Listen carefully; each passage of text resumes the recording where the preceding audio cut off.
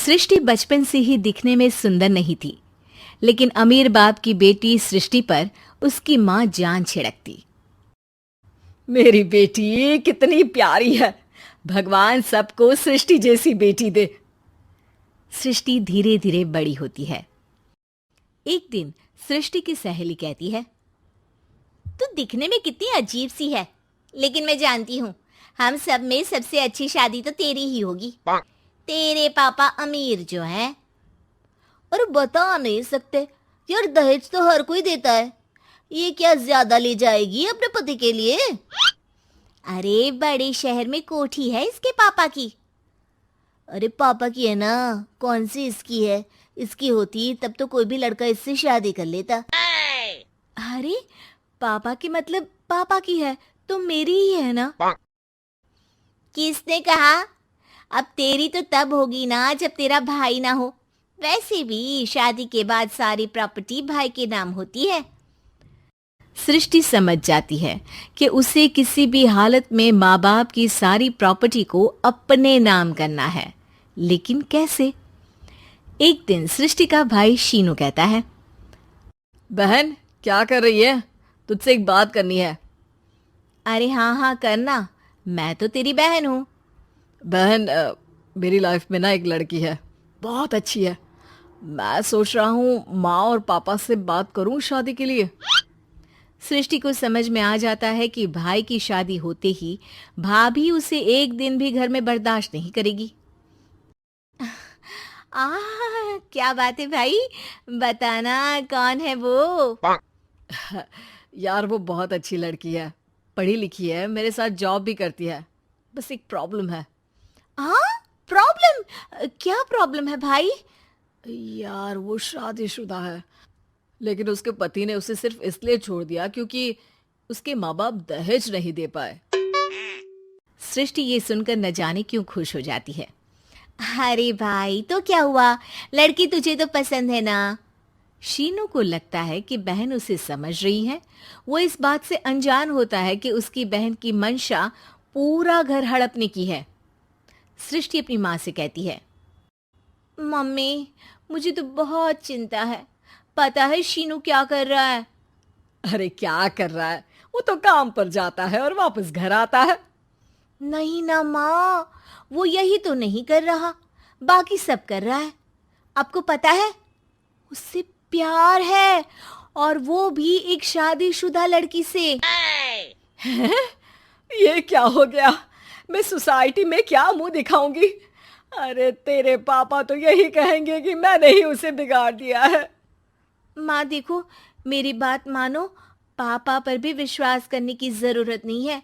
अब आप ही बताओ, पापा इतनी देर घर के बाहर रहते हैं क्यों, बोलो? अरे बेटा वो तो नौकरी करते हैं ना। तू बहुत भोली है माँ।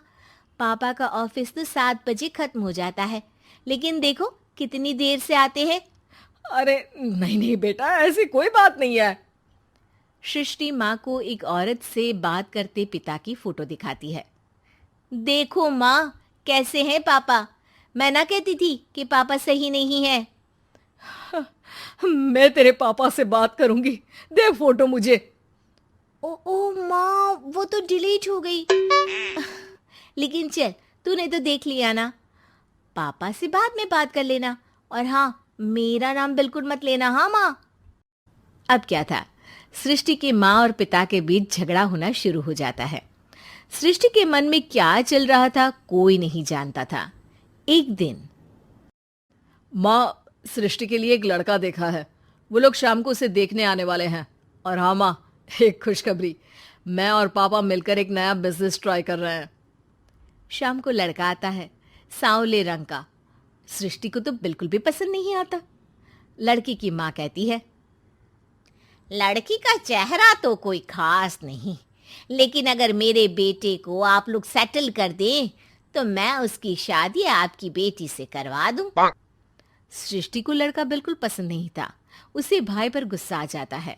लड़के वालों के जाने के बाद कहती है, माँ देखा, शीनू मेरे लिए कैसा लड़का लेकर आया, न दिखाने लायक न सुनने लायक, सेटल भी नहीं, वो भी हम करे। अरे माँ, मैं जानती हूँ ये मेरी शादी किसी भी घर में क्यों करवाना चाहता है। अरे कैसी बात कर रही है बहन? तूने तो देखा ना, लड़के को मैंने ही मना कर दिया तुझसे शादी के लिए। जिसने लड़का बताया था उसने उसकी बहुत तारीफ की थी। बात आई गई हो जाती है, लेकिन सृष्टि का मन शांत नहीं होता। क्या करूं, कुछ समझ में नहीं आ रहा। मेरी शादी हो गई तो ये लोग पूरी प्रॉपर्टी शीनू के नाम कर देंगे, मेरे हाथ तो कुछ लगेगा ही नहीं। तभी सृष्टि को आइडिया आता है। वो किसी वकील को फोन करती है। जी देखिए, अगर आपके मम्मी पापा का तलाक हो जाता है तो आपके पिता की आधी प्रॉपर्टी आपकी माँ के नाम हो जाएगी, फिर उसे वो किसी को भी दे सकती है। सृष्टि अब माँ को बेटे के खिलाफ भरती है। माँ, शीनू पर नजर रखा करो। वो जिस लड़की के प्यार में है ना, वो शादीशुदा है। यहाँ आएगी, सारा पैसा, रुपया, जमीन, जायदाद सब हड़प लेगी। पापा का भी हाल तुमसे छुपा नहीं है। ऐसा ना हो कि मैं और आप एक दिन सड़क पर भीख मांगे। हे भगवान, मैं तो जीते जी मर जाऊंगी अगर ऐसा हो गया तो।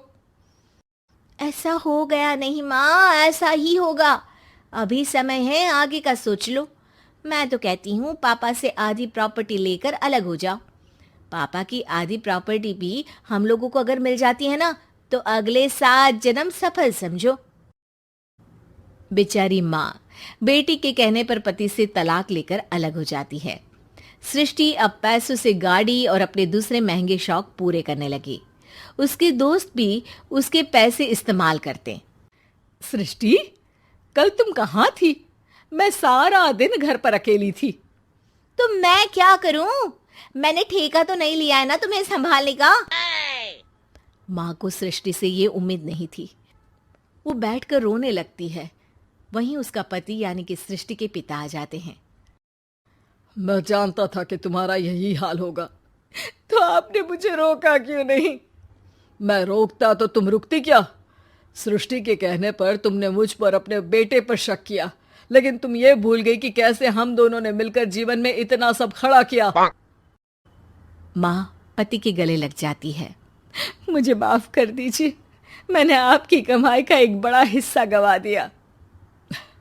कोई बात नहीं, तुम साथ हो तो मैं ऐसी 7 प्रॉपर्टी खड़ी कर दूंगा। तभी वहां सृष्टि आ जाती है रोते हुए। माँ, मयंक ने मुझे छोड़ दिया। वो बोल रहा था जब तक मेरे पास पैसे थे तब तक ही वो मेरे साथ था। पापा, माँ, मुझे माफ कर दीजिए।